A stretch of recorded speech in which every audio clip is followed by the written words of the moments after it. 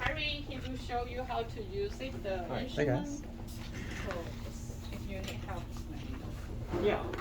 Can you cameraman? Right. So Yeah, just whatever. It's okay. So this is the main intro, the controller and where yeah. So this one's already put together. So I'll just run through the important things. Okay. So this is the FlexM itself. It will come pre-assembled with all these tubings already sorted out. The only thing you'll really need to worry about here is replacing the reservoirs with your reagents and emptying out waste if there's too much. But this is fine. I think this is also an okay amount of solvent, so I think it'll be okay to just leave it here for today. Okay, and can you explain what each of these reservoirs are?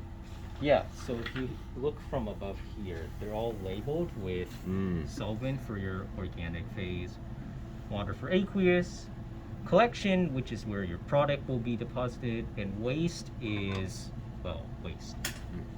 Yeah, and all the tubing back here is already dealt with. You don't need to worry about that. Just, if you ever need to replace anything, you just unscrew it, screw it back in. These are standard Falcon tubes, yeah?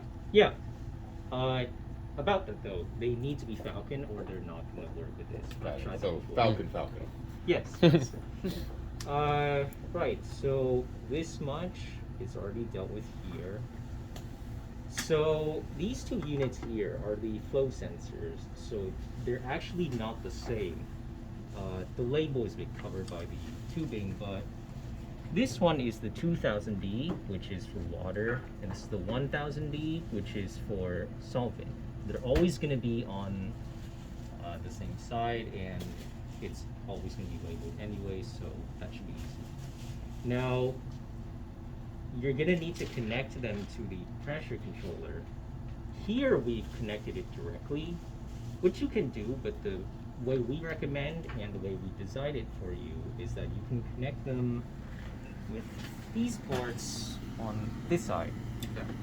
So, And that is for the data for the flow sensors. yeah, just to power them on. And let me unscrew one of them just so you can see. Oh no, I'm So the cable is going to have a male and female end. This is the male end that will go into the controller. The female end will go into the flow sensor or most of the time the connection is on top here. Okay. So yeah, you shouldn't be able to mistake them anyway, so I think we can just go on to the next step. Now, so this tubing, by the way, is the air tubing. That's going to go basically from the pressure controller to each of your reservoirs and basically supply them air to push the fluid. So pretty straightforward. Again, everything is going to be labeled. So maybe can you just give me a high-level view of what's happening here so that I know the air is coming in through here, the mixing is then something like that, so that I can kind of make sure that the sequence of events is happening correctly? Okay, so... sorry, I need to interrupt. So here is the reagent, the lipids, the lipid demo kit. Okay. And this is the lipid fat. So I will wrap it in the ice bed, so you can take over. Okay, should it be kept at 4 degrees or can it be frozen? And it's okay to keep it 4 degrees for a while, but I'll recommend for long-term storage put it to -20. -20. So would dry ice be okay? Is that too cold? Oh, it won't, because it's the after solution, so you'll be fine in dry ice. So it's in dry, so I can take this back, put it in dry ice, and Yes. it's gonna be okay, yes? Yeah, it should be okay. Great, thank you. Yeah, okay. Right, so where were we? A quick overview where stuff goes. So once this thing turns on, the pressure controller supplies air. It goes through the air tubing, and you can actually see the air tubing will go into the reservoirs over here. The pressurized air is going to push the fluid up into these inlets, into the flow sensor. Okay. The flow sensors will then send them to these three-way valves. These valves just decide whether they end up going to waste or to the chip for mixing.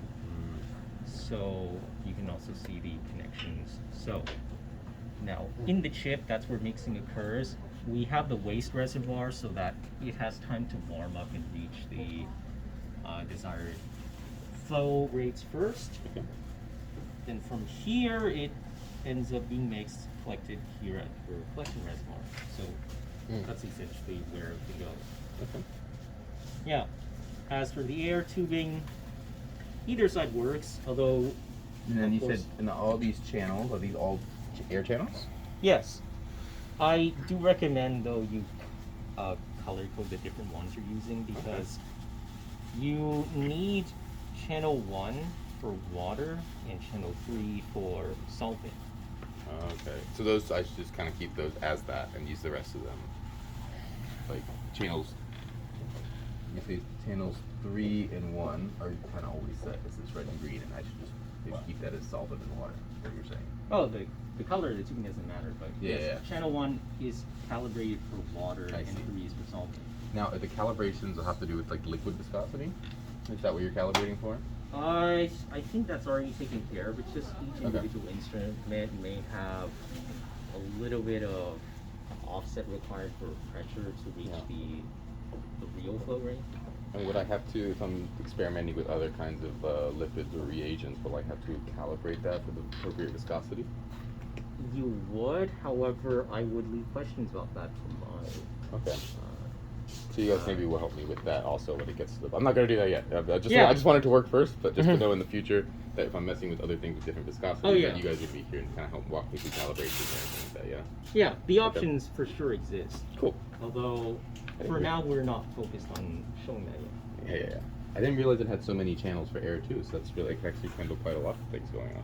Yeah, so if you ever need to use the other ones, these, like, this is source 1, aka channels 1 and 2. That's for water. Same with this one. These two are for solvent. So you can use solvent. Oh, solvent. Yeah, organic phase. So as long as you keep that rule in mind, you can use the other ones. Okay. So yeah, Understood. it's perfectly possible to run several at once. Right, so we dealt with the power connections and the air tubing. Right here is the last bit, it's the I/O connector. So these three-way valves have to be powered in the back here. The one up here is paired. These two are independent, but they're labeled out 1 and 2. You just matched up with the controller. Yeah. Should be quite user-friendly. So now that we dealt with the physical connection, we just quickly show you how the instrument works. So for now, you'll probably just be dealing with the simple recipe function. Yeah. So we go in here. You can set the name. That's just a standard feature. When you That's the product that you're making? Or no, these are the reservoirs, the aqueous and the solvent, I see. yes. So for now, you should just set it as 5 or 15 mils, but usually I would just say like 15 is good. That's basically just so it knows how much reagent you're Does using. it keep track of how much is left after it's used, or is that just to know pressures and stuff? No, it's not going to keep track. So Okay. you do still want to make sure these are topped off enough when Got they're it. running. But it doesn't have to be like exactly 5 milliliters for it to run, right? It just Yeah, so it should definitely. know approximately. Yeah. Okay. So, yeah, here you set the total flow rate. Okay. Usually 3 is common for many applications. Why would you vary that? What was that? Why would you vary the flow rate? What's the usefulness? Sometimes you want smaller particles, and so you would have a higher flow rate. It changes your particle size. That's what Yeah. you're saying. Okay. Yeah. So depending on the user, they might vary this a bit. Excuse me, Susan. Yeah. What was the range for the total flow rate in here again? This one. So first is it depends on the chip, but if it's using our mixing chip, so the maximum will be 3 milliliter per mil, 3 mil per minute, 3 milliliter per minute, and we recommend 1 to 3, and the ratio usually is 2 to 1. I mean 2 is on aqueous, 2:1 up to 5:1. Yeah. The main issue actually is the resistance of the channel. So it has a pretty high resistance, which makes it restrict the flow rate, the total flow rate. But we have most of the data we generate at 3 mil per minute. The mixing efficiency would be really very good. Now, what reasons would I have to vary these preset amounts for like a standard recipe that you've already had? Or because you're saying he was saying that maybe if you vary the flow rate, the particle size changes. Is that something that you would want to vary as you're investigating transfection efficiencies? Actually, it provides you more flexibility. You can range because it's sometimes maybe the particle not the smaller the better. Maybe sometimes you want a suitable size for it. So that's why this way you can adjust it. So I would say within the same formulation, the higher the flow rate, the smaller the particle. The higher portion of the aqueous part will be also smaller particle. So if you're increasing the ratio of aqueous to solvent will decrease the particle size, and also increasing the flow rate will do the same thing. Yes. Okay. Very cool.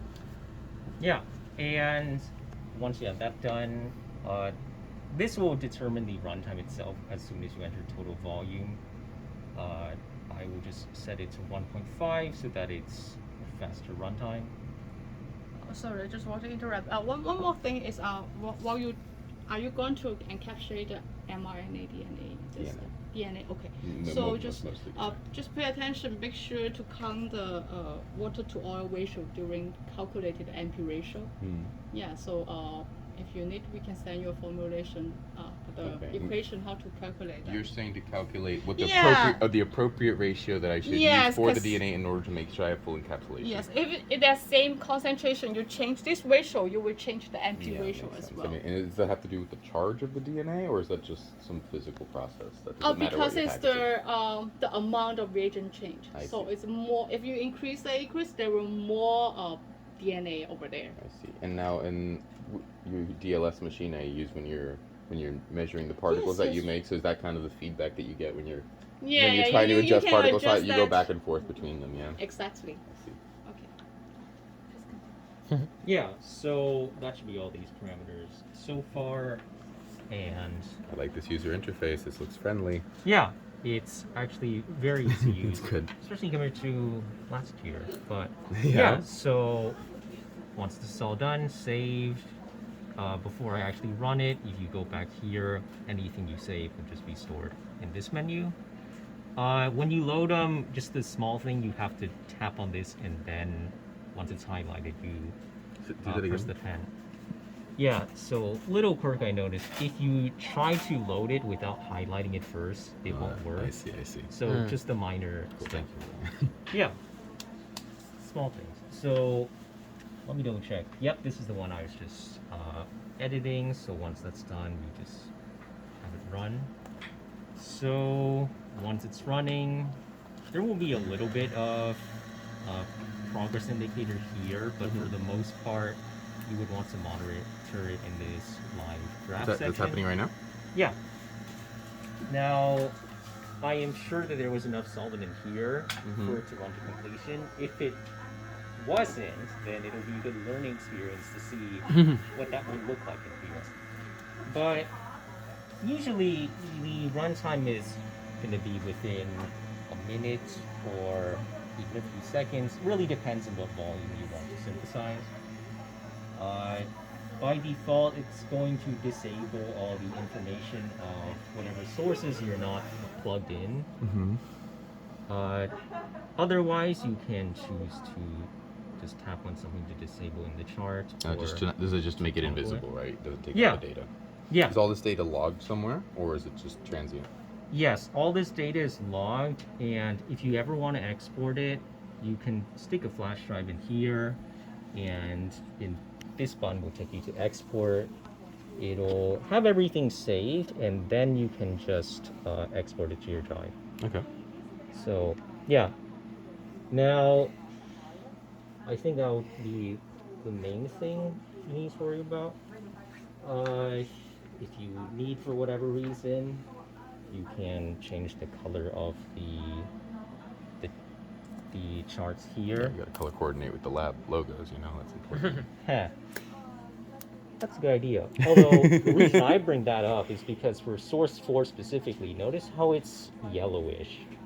Sometimes it can be a bright yellow and really hard to read, and then you're gonna want to change it, or you can't. I guess that makes actually sense. see And it. it's it's automatically selecting colors basically, and then you could change those. Yeah, these Yeah, are okay. the defaults, but Okay. on some of the units. So it's actually everything's quite flexible. It seems like you're able to change almost all the parameters in there. Yeah, That's I nice. think Even this in is a data very display. versatile platform. Yeah. How long have you been working on it? Oh, me? Yeah. I interned here last year, but as an actual engineer, I only started this year. Cool. Exciting stuff. Yeah, so that should take care of all this. We dealt with how to read it. Oh, actually, we just dealt with how to find the data and view it. Well, as for how to read it, the important thing is it's going to have a warm-up period at the start where the pressure is going to rise up as it adjusts. That's this initial spike. That's Yeah. that's it's booting up. It's getting past the surface tension, and then it's gonna normalize after it's saturated the surfaces. Yeah. Yeah, so it's going to try and reach your target flow rate first. Okay. Then this drop is because the valves turn on. So first it's sending it to waste as it's warming up. Once it's warmed up, it'll the valves will switch their position so it sends it to the chip, and then it'll need to readjust to get to the same target flow rate, but that process will be faster after warmed up. And then you'll just see the pressure up here is gonna adjust a bit to keep the flow rate. I see. So that's where we want to be. That's where the good stuff's happening. Well, this is probably what you want. That's the flow rate. Right in here, yeah. Okay, Yeah. I see. The pressure will change. Oh, I see. This is the pressure valves, and then this is the flow rates. I see. The pressure can change just to get the same flow rate, but as you can see, the flow rate itself is quite stable. So my perfectly sized LNPs with my DNA in them, am I getting them from any particular section here, or like only the good LNPs coming in here, and everything else is waste? Is that what's happening? I would save this question for Susan later, because it probably depends on the specific formula you're using. Okay. But as for this stuff you're actually collecting, it's all generated here. Yeah. Okay. As for the quality of stuff in between this at different time points, I don't personally know that myself. It probably depends on. Okay. Yeah. It seems that it's stabilizing around that area. That's why I assumed. Yeah. So essentially, this is how you. So this is how we make, like we were saying, like 5 to 20 milliliters of LNP solution. Yes. Yeah. This is your bulk synthesis device. And then this is the discovery one, I assume, for the smaller amounts. Yeah. So this is essentially for everything that's a milliliter or less. So this is what we're using most of the time until we're doing a large preclinical or something, and then we're going to want a lot of this. Yeah, I'd recommend that. Yeah. Now, let me turn this off now and just quickly show you how these work. So, right away, the flow sensors are not going to have any equivalent in here, so it'll only be able to read a target pressure instead of a target flow rate. So this one will need a bit more fine-tuning to get the... I see, because you don't have the control feedback from the flow rates. You'll probably need to measure the actual flow rate to determine if you're getting what you want. But as for connecting it, it's still quite easy. The chip goes in here, you just slip this one out, and it'll go in. Oh, I should mention, the chips have this circular mark on one side to help you orient it. Okay. Now in the Flex S, you keep it on the left, so opposite the black lock. For the Flex M, if we go back to it, the circular mark is going to be down towards the lock here. Okay. Now, it's probably easier to see here, so I'm just going to explain it again. So these are going to be your reagent inlets. That's where, as you can see, the water and solvent end up going to mix. They go through here and are collected at the far outlet here. There's always going to be one that's not connected to everything. That's just so these are easier to make. So plugging stuff in here does nothing. Just ignore it. Oh, I see. Yeah. I see what you're saying. I thought they connected on both. Okay, so but at least it makes it pretty clear what's in and out. Yeah. It should be fairly intuitive. So 2 things in, 1 out. That's it. Okay. Yeah, so well, good thing I didn't forget that. Well, so now we have this thing connected in. Yeah, in here you would just need one of these tanks. Put it in a sew. Oh, cool. Yeah. One-time use though, just letting you know. And so these are basically your reservoirs for your solvents, your aqueous solutions, and your waste, I assume, or product? This is the product. Okay. Yeah, there's gonna be no waste here. Oh. Now, yeah, so once you load this stuff in, it's gonna go Immediately into the chip. Yeah. I see. So yeah, there's no gap in between. Yeah. It's just directly.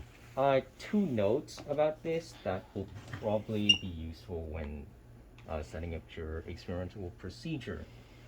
So we recommend, first of all, to preload a channel before you're going to use it with a little bit of ethanol, say 5 microliters. So let me grab the pipettes. I was using it right here. I love this crash course in microfluidics. I don't know much. I have 0. I could also grab the, I need the tips for this. It's going to be the 200 microliter or 100 size. Collecting is easier with the large one, like 1000. And other things like preloading, as I was mentioning, you're going to want a small volume. So this is one of the things we recommend you do just to improve your particle stability. Very small volume, like 5 microliters, is perfectly fine. So just load it with ethanol. And let's use this first channel here. Just insert it in, first stop only, because you don't want there to be too much in there. But the exact quantity doesn't matter. The principle is just the preloading. Yeah, the point is you preload it to avoid it from mixing prematurely. Although even then, you don't want to stall too much when loading it with stuff, or else it will probably pre-mix anyway. So let's see. Let me use some of our separated reservoirs just to make this faster. Normally these are going to be one-time use, but today I'm just going to reuse these to make it easier to see redo. So basically you just load them up. Normally, again, this one outlet here in every set of 4 is going to be connected to nothing. So because of that, it should be easy to figure out that The big ones and the small ones. Yeah. So Okay. yeah, pretend these are connected. It's just, again, they are one-time use, but we probably don't want to burn through too many chips just for the demo today. Okay. So this is done. I'm just gonna use a standard, let me not turn it on yet. I'm gonna use a standard volume. So one that we often use is 100 microliters of your lipid solution, 200 of aqueous buffer like sodium acetate, and also an inline dilution of 200 in the collection reservoir. Now, inline dilution may or may not be necessary based on your formula, but basically we do recommend it to also improve particle stability. It's similar in concept to preloading the ethanol here. Right, so today I'm just going to use ethanol to sub in for the lipid solution, but essentially it's going to fill the same role as the organic phase. So 100 microliters in here.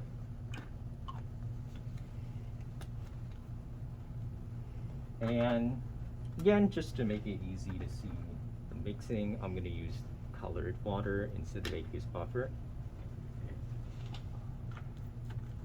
200 of this. A little side note, when we recommend these volumes for your assays, this is actually going to be a little bit higher than your expected theoretical volume consumed. We recommend going a little bit higher so that you don't have the risk of it running out. What during an percent? assay. What percent higher? I Or is it just a fixed volume higher? think it's a fixed volume, but let me double check Okay. on that later.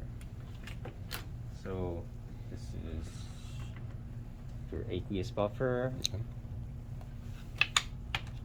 The one that you use inline dilution with could be other aqueous buffer, PBS, something like that.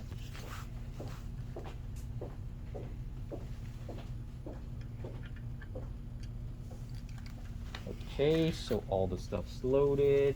Now all we gotta do is make sure the seal is good. So you have gaskets like this just to seal on top of the reservoirs. So make sure it's fully sealed, and by that I mean there's no wrinkles or anything that might be compromising it. Trust me, I've done it before. Even something small like that can mess up your results. Really, just from the seal, just make sure it's totally flat and the actual cap is level as well. Yeah.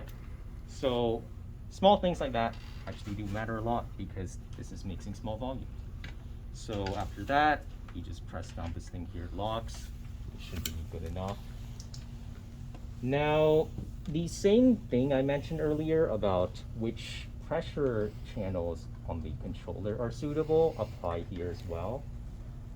Here though, you're gonna also have a bunch of these ports for the air tubing as well. So as you can see, they're labeled for solvent or aqueous, which just determines where the air from here is gonna go. And yeah, that should be the intuitive part. Just make sure you're using the pair that's matching whichever chip channel you use. So here we plug stuff into A1 and S1. So because of that, we want to plug in the water's air tubing into A1 and the solvent's air tubing into S1. Otherwise, it's just going to send air somewhere else where nothing's connected and nothing will happen. But you might end up forgetting that sometime during your lab and you'll see, well, how come nothing seemed to move? That's probably the most likely reason. Yeah, you just plugged it in the wrong one. Yeah, it happens to the best of us. So always check that first if you notice nothing happening. And now these two, these set, do you generally ever replace these plastic ones? Or they just stay there? If you have trouble with these, just call us because that's not really something that we expect you to have to do. It's not normal. They should be set and you don't think here it is, yeah? Yeah, these are already QC by us. Okay. So just call if you run into problems with them. Usually though, the problems are not going to, if you have problems with your output, they're usually not going to be due to this. It could most of the time be due to either the pressure coming in not being very stable or the reagents you're using not being clean. It depends on what you want to make, although just as a general rule of thumb, the cleaner your solvents and the less possibility of dust there is in them, the better it'll be. So do you recommend like maybe filtering solvents if Yeah. if you're worried there might be dust in them? Because I worry a lot about biological contamination, but I guess the stray dust particle hasn't really been on my list of things, but in this it might really affect it, yeah? Yes, dust can for sure affect this. Yeah, good to know. I don't know if you need to start by filtering, but If we're seeing problems, it's one of Yeah. the things we can do to troubleshoot. yeah, for sure, Okay. use it to troubleshoot. Now, for customers that buy the bundle, you'll want to make sure you switch this into the Flex S mode first. It was previously in Flex M because we were using the M. So to switch it, go into general settings here and go into about. Here, last to check, the flow sensors are connected, and actually they still are, but they're not going to be used here, so I don't think that'll really matter. So that it won't affect it. Yeah. To switch between M and S, just toggle the left here, wait a few seconds, and it'll be switched to S. And now you can see this interface has changed here, because now it is ready to just use the different set of instructions for this mixing instrument. So you can still go into new simple recipe here. This screen will look similar at first, but there are some key differences. So here, the total flow rate is capped to 3 mils a minute, and you can change it, but you have it in 1 milliliter per minute increments. It is no longer something you can freely adjust. The flow rate ratio is also locked at 3 to 1, whereas before you can do 5 to 1 or even as low as 1 to 1. Why is it locked? Oh, just because the most common applications are using it like this. Okay. So how do I fiddle with it if I'm not getting the right particle size or anything like that? How would I change it if I can't change the ratio? Actually, I would just ask Susan about that at the end. I'll About how definitely to make a note of that though. Yeah, because it seems important if we're doing discovery with that, then I would assume that I wanted more flexibility with it. Yeah. Yeah, sorry I can't answer that right now. No worries. So these are some pretty big differences. Mm-hmm. Total volume you can set freely yourself, and it will determine the runtime itself. The only thing is that, again, this is for smaller volumes, so while you could theoretically set in a very high value here, I would not recommend anything more than 1 milliliter. Okay, that's more than enough. Yeah. Oh, Now- but it can do up to a milliliter, you say? I believe it is up to 1 milliliter. Okay, yes. so this is a question I have not been able to locate. How much DNA are we packaging per milliliter here? Oh, I'm sorry. You'll have to ask Susan about that. Yeah, that's a really important one. This total densities and like the size of the particles take up out of the reagent. That would be an important question for calibration. Yeah, you'll have to ask Susan that. Okay, sorry. put that on the list. Yeah. So we'll have to get back to that later. Here, so there's a new option called chip channel number. For this, it can actually only mix one channel at a time, because as you can see, the valves only got one set of output tubing. Oh, before we continue, Susan, they had 2 questions about first flow rate and ratio and something about DNA encapsulation here. The first thing was like if I wanted to, so this one, it seems like the ratio is locked between the aqueous and the solvent, and I was wondering why that was. And then if I did want it to vary things like particle size or flow rate, because this one is for discovery, how would I do that? Okay, first is because it's handling small amount of volume, so it's very difficult to do a very precise how to say open the option for the customer to control the flow rate, the ratio. That's why. And why we pick this one? This is the most widely used in literature. Okay. So we usually is how to say because it's for the first step screening. Most of the customer, they're screening the components, for example, the ratio, the NP ratio, what types of cationic lipids they want to use. There's a lot of, how to say, variable parameters in the formulation. So this is provide you a quick scanning method. So under the same running parameters, you can pick up the formulation works best, right?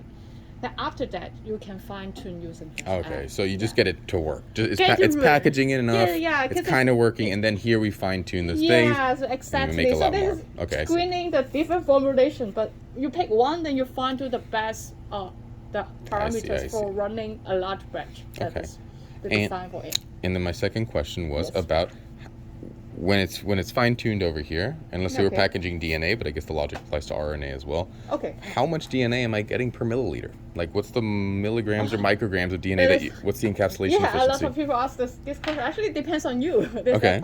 What's your purpose? What kind of concentration you want?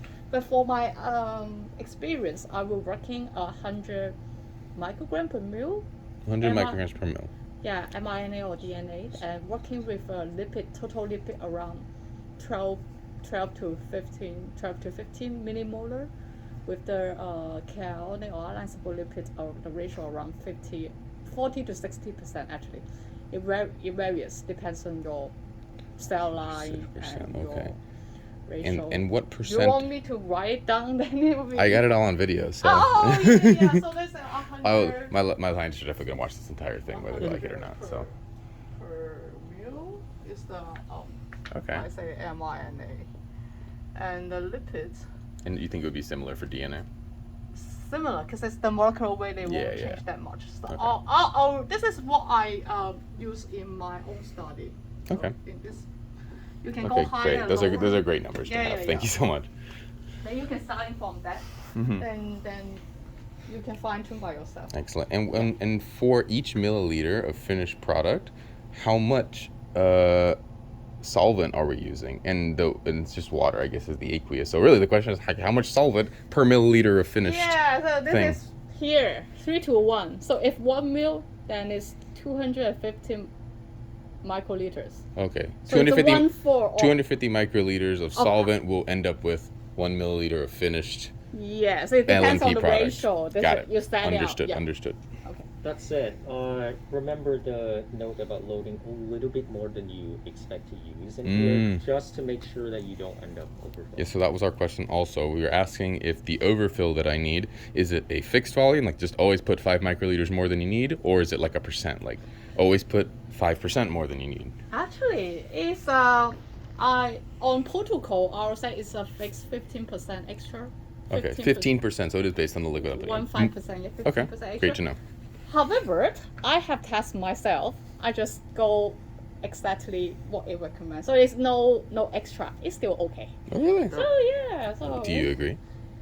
Oh, well, I Okay, haven't really but used he- the same project, so we have a standard protocol that is we add extra. And so that's good to if know. you really want to save your ingredients, you can go Okay, to that's the good to know. limit. I mean, it is expensive stuff, so like if Yeah, I so for if I can lower it a example- little bit, that'd be great.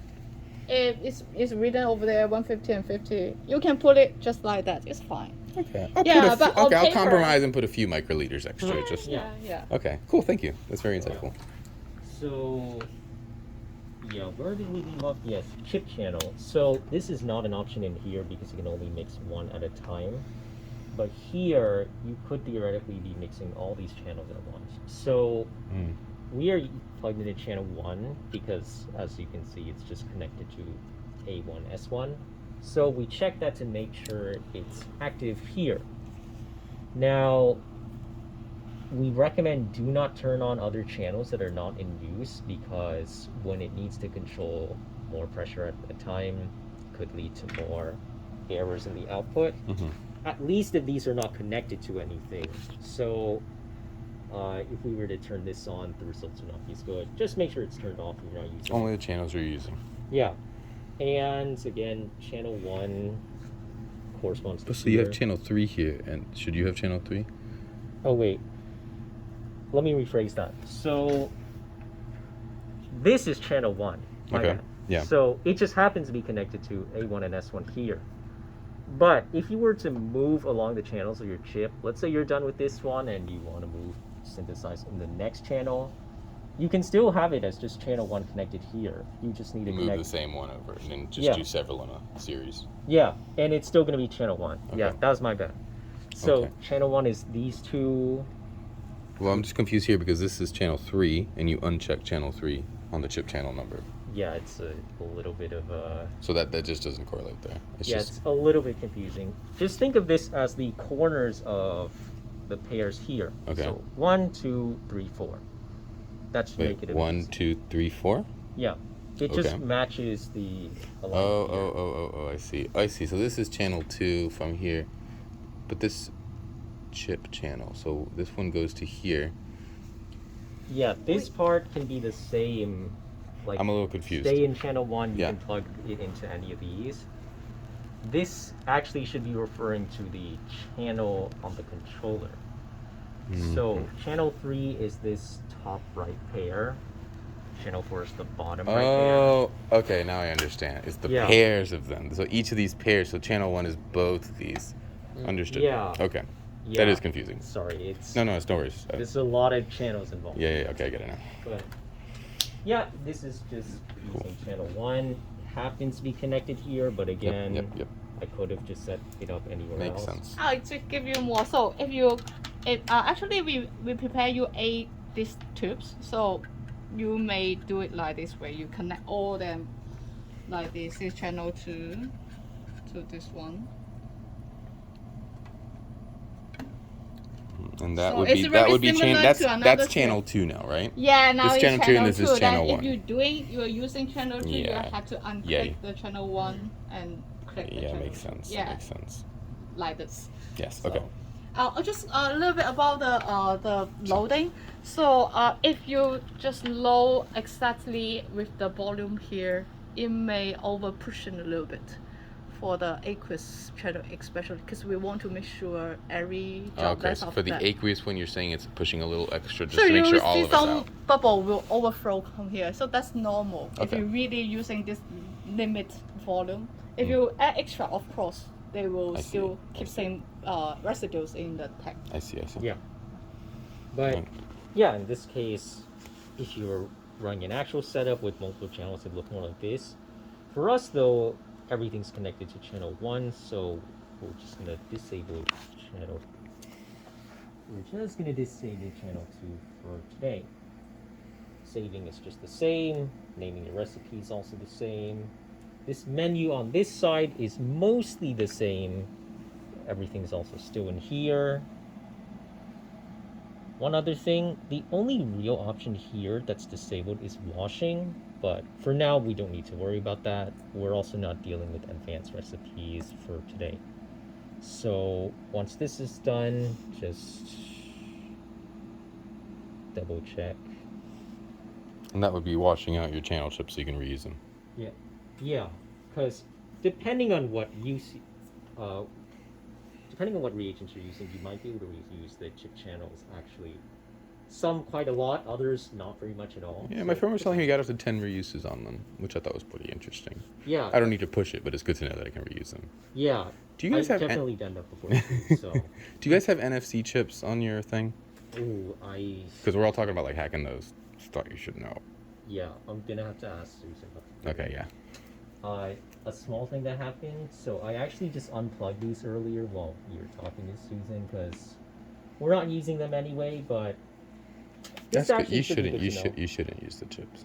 Yeah, we're not using the system, so I just unplugged these. I But see, I see. because of that, it actually stopped me and said, "Hey, this is not plugged in anymore. Double Okay. check that something's That's good. not wrong." Air handling, just to make sure it's not.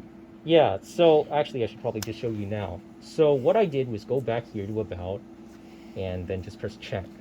Now the liquid flow meter is not shown as connected anymore, and so everything's back to normal. It'll Okay. just run. Cool. So it just kind of reset itself. It realized it wasn't connected. Cool. Yeah. That's great. Yeah, so you also want to just do this whenever you plug these in to Mhm. make sure that they're connected properly. So yeah, that's just another built-in safety check for these. So yeah, this one, because it's only very small volumes, the runtime is just a few seconds, around 4 for this 200 microliter assay. And as you can see, the water's mixing. Yeah, Very cool. 4 seconds is pretty standard for this. Now, Is it like a big air piston in there? Is that what's pushing the air forward? And then it's just like distributing that air appropriately? I'm actually not privy to that yet. Ah. But I also just never asked. Okay. I believe it's mostly just the tubing, like, routed back here, though. All the air supply stuff is in the pressure control. So, the graph, I actually should have pulled it up then, but we were busy looking here. Normally, it'll look something like this, where it'll shoot up quickly. Because there's no warm-up period, though, you won't see the sudden drop, like with the Flex M. It'll just go straight to the pressure you set, or the pressure that is calibrated for the flow rates ratio and total flow rate that we set. What is this little dip in the middle? What does that mean? My bad. I said there was no warm-up period. This is the warm-up period. Wait, in the middle of it? Why is there Yeah. a warm up in the middle of the operation? So here it's going up to get to the correct value. This was the warm-up. Then it'll drop as the basically as it's turned on to actually be able to send it outside here. Okay. then it will very quickly go back to the value that was set earlier. Uh-huh. Runtime's very short, so this. Oh, so it wasn't hardly actually replicate producing small. it here yet. It was just kind of pushing some air in and seeing what happens. And then this is where it starts to produce it? Is that what you're saying? Yes, so sorry for the confusion. Nope. Back here is when it's trying to reach the target pressure that's preset by us to reach the flow rate ratio and total flow rate that you previously set here, because remember there's limited options for this FlexS. So first it'll do that, then it switches so it can actually send the air pressure out. That's what's responsible for this small drop. Uh-huh. This is the actual runtime, and because it's only a very small volume being synthesized, this will only be a few seconds, and then it'll just end. Okay, but the good stuff's coming out in the second phase, is what Yes, you're saying. Okay, the good understood. stuff happens here.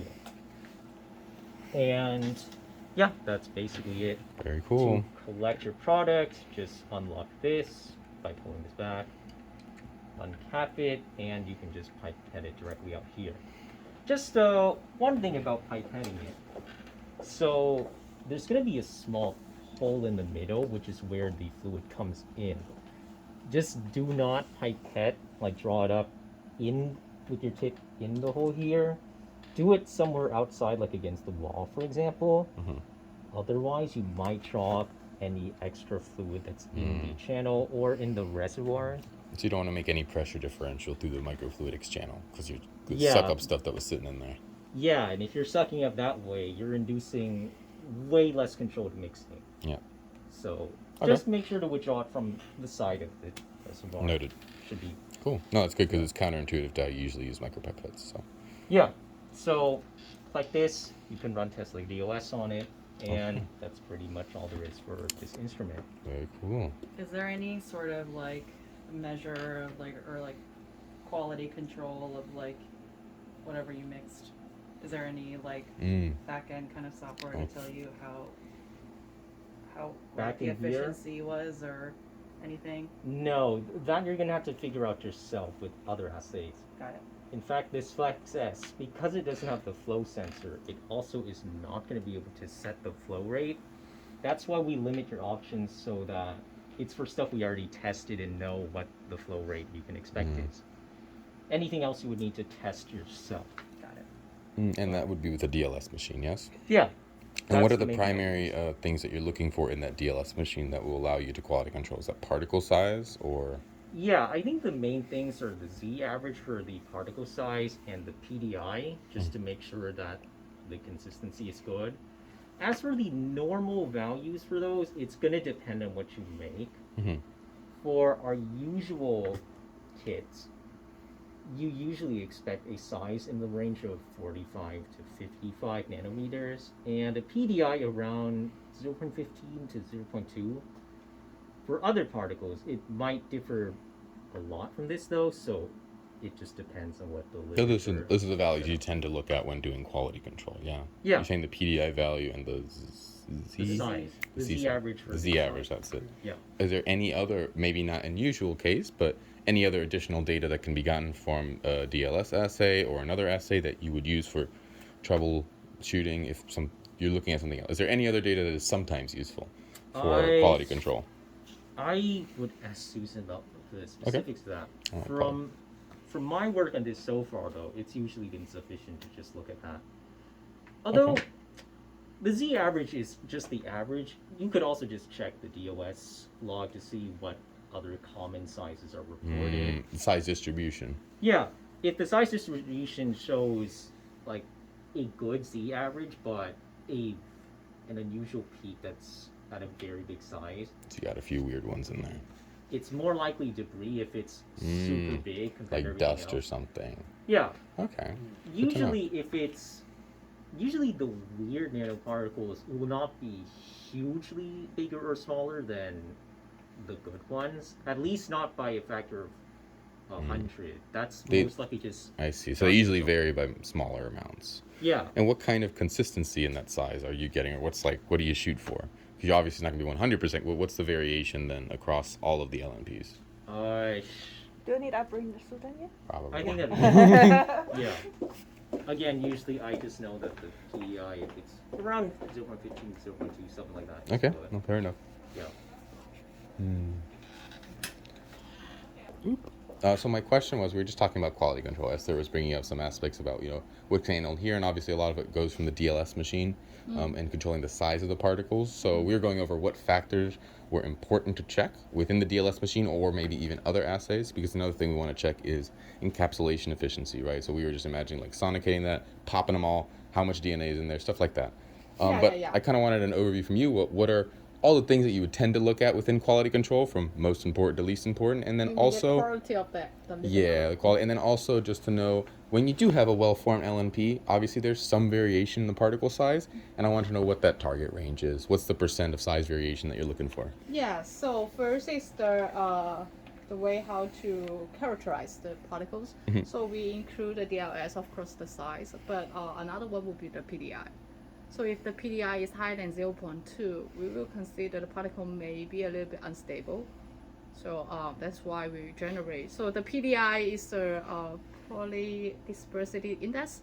So it's if close to 0 means there's only one size. Oh, okay. That is the size distribution. Everywhere. So I see. And below 0.2 we consider homogeneous. So 0.2. How do you characterize that as like a % variation? Oh, it should be shown in the DLS instrument. Okay, so that'll PDI convert. will be one of the parameters. And it'll convert to like a percentage variation kind of number. Yeah. So it's Okay, I just haven't worked with these particle sizes before, so I'm trying to understand that kind of data. Yeah. So actually, from what I remember, the machine will plot the size distribution, and it'll show how many counts at a certain size. You can just use that to determine the percentage yourself. Which DLS do you use here? we use. You can have a look. It's Hariba? Is it her? Because there's like Hariba and then the really expensive one. Okay, yeah, I thought it was reasonable. It's the same. Is that an SC? Is that an SC 100? Yeah. Yeah, it is. That's the one I'm getting. Oh, great! And you must know that how to use it. Yeah. Nope, I do not. Well, I was just using it before you showed up. So, I should show you. So this is what we will get. For example, the PI. Actually, it's the PDI. Like here, one we don't think it's a good particle, but if it's something 0.102, it should be very nice. So this is the PDI. Excellent. It's the How is this Hariba machine for using? Is it pretty simple to use? yeah. very simple. They You want put it over there. They press want the to charge me button. $2,500 to bring it to our place and install it. Does that make sense? Or not really? Because it didn't really make any sense to me. I'm like, what are you installing? Because it's like a bench top. And but that's all. But you guys have better experience. Would you pay $2,500 to have Hariba come and? This one was already. You should ask our manager. But would I you? don't know. Would you pay that amount? Is it worth it? Because it doesn't. I mean, I've never used one yet, so I don't want $200,000. You mean $2,500 to bring it to our lab and show us how to use it. just the level? Yeah, not delivery. I pay delivery separately. This is like, it's a lot. But like, I've never used one before, so I didn't want to like not pay for it if it was maybe really complicated, which is why I'm maybe asking your opinion. It's super easy. Because there were YouTube videos, and I looked. I was like, that doesn't look that hard. I don't know if it's worth $3,000 to. Yeah. It's very straightforward. So Yeah, I don't think I'm gonna pay that. You just open a chamber. Use here. You add, for example, PBS over there, and your sample, and put it over there, and then you click here. And then it shines the laser through the it. name. That's it. Press OK. Done. Thank you. That was worth $2,500. I appreciate that. Yes. You don't need to pay that. It's Okay, great. simple to use it. Okay, that's good. Yeah. So it is. By the way, two other things. This door over here is mechanical. It's not electric. You can move it with the machine off. Another thing, keep it closed when the machine's not in use, because dust can again go in and mess with your reading. This is good to know, because dust, like I said, hasn't really been the top of our list, even though we keep a very clean lab. But now it's known with the microfluidics, it seems like a big part of the quality control. Yeah, if it comes in, you can have a lot of headaches. So understand that. I can sense the pain in your voice. Yeah. So it's simple to use actually. Very good. Thank you for that. I'm happy to hear that you guys are using it, because I know there's another DLS machine which is like twice the price. Oh yeah. And I didn't know. Yeah, okay, but I'm glad to hear that you guys are having good experiences with it. I'll say it does its work, but of course, for those more expensive, you pay for the software, because the software, And this one is a little bit sus. They could like see. Oh really? Yeah, 'cause they can see like the particles behind each other, and I know that's a lot of like software. It just because the software, if you want to export the data, the It's software not is that not great? that user friendly, but it still do the job. Your yeah. software looks really nice on this tablet. It was a really friendly looking interface, and I appreciate that. Yeah. Also, so go back to the characterization. So we talk about the size, the PDI. The next will be the encapsulation efficiency. Mhm. So dependence on your payload, you can choose those RNA or DNA assays to do the characterization. So what I will do is we split the samples in, for example, I can send you a user manual or whatever document to how to do the characterization, the encapsulation efficiency. Okay. So just test the particle, to test it as its own, then you will test the free RNA or DNA outside the particle. Then you break the particle using a detergent, which call it Triton X. And you Yeah. recommend detergents over like sonication, yeah? No sonication at No all. sonication. Just a Search 2% detergent. Got it. Triton X solution will be enough. Okay. So you break it, then you can test that inside and outside, the total amount of the RNA or DNA. Then Okay. you just subtract the outside and you get the encapsulation. I got it. The amount, then you can calculate the percentage. Okay. Yeah. So what else? And usually after that, if you do the cell study, you may dialysis it, remove the ethanol, then you treat your cells. Very cool. That's simple. This is great. So usually for a 96 well plate, the cell culture plate, I will use maybe 5 microliter of sample will be enough. Yeah. Excellent. Okay. So we can send you the technical notes. And so I will send you the technical note to use the manual. For Absolutely. the Is there a instrument. manual included here, or is just a digital one? Digital one. Perfect. Yeah. Perfect. By the Perfect. way, another question I just had for myself Okay. right now. So I showed them how to export their data, and if needed, Yes. toggle on off these things or change the color. If they want to load a past graph, they would do it here, right? Yes. Okay, so let me try and load the one. we This is the just- data that's stored in there, yeah? Yeah, there is a little computer inside. Yeah, so this was actually the one we just did with. First app. Yes. It Oh. cut off the stuff after it stopped running, even though we last saw it with that, but this is the same data. So what's your question? Yeah, I was just double checking in case they want to review a past graph. Oh. Because sometimes you might see anomalies in the pressure reading. I can load all that onto a USB stick for a computer, or is it better to review my data on here? If you load the data on a USB stick, it'll show the number values at a certain point. Like let's say at 10 seconds the pressure, and if this was plugged in, the flow rate was Mm-hmm. a certain value. But- I forgot. But if what's the file format that it gives it to me in? it'll give it in a spreadsheet. Spreadsheet. nice. Yeah. Okay. I forgot if it will give you the physical plot? graph though. It has all the I don't data. think so. It has all the It's data Excel. points on there. Just a Yeah. spreadsheet. Okay. Okay. The How- Excel though, you can probably. Yeah, I can regraph it as long as the data points How are many there. runs does it record before it just stops? We're just looking at this list. Hold on. I believe because the file is super small, I think it can. Seems to be 25. I mean, it would be more than that, but Oh, because so we just it's a little bit difficult to trace it back because you do not have much more information, just the timestamp, usually date Oh, it doesn't and have time. doesn't have the name on there. Oh, if you really want a name, then you have to change the name Yeah. here.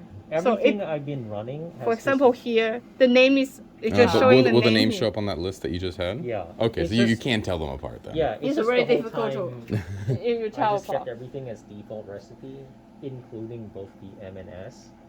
So, Just to make your life a little harder. Yeah. well, yeah, basically. Because if you run 10 times, then you don't want to change Yeah, I the name understand. every Yeah. time. I understand, but it is possible to change, and I guess the Yeah, other thing it's is that once you have the possible. name, you'll see it right here, and then Yes, it's easy to tell exactly. apart. So for example, it's Okay. sample 1, then you see sample 1, 2, 3, 4, 5. Yeah, sounds good. Yeah. Okay, cool. Yeah, so for our customers, I would definitely recommend doing that. Okay. For us, because internally we don't always need to change things too much, we may not. We likely will not do. I mean, we're going to find what works. Honestly, we want to start with EV Yeah, study. yeah. So, like, exploration is going to come farther down the line, or when we try to For do really example, weird stuff like putting here- proteins in there and The, stuff. Yeah. the first one will be formulation 1, another was 001, 002, then it's fine. Yeah, I Yeah. think Yeah, it's okay. at that point, then just use the timestamps. Yeah. Hopefully you remember the order. Yeah, all right, cool.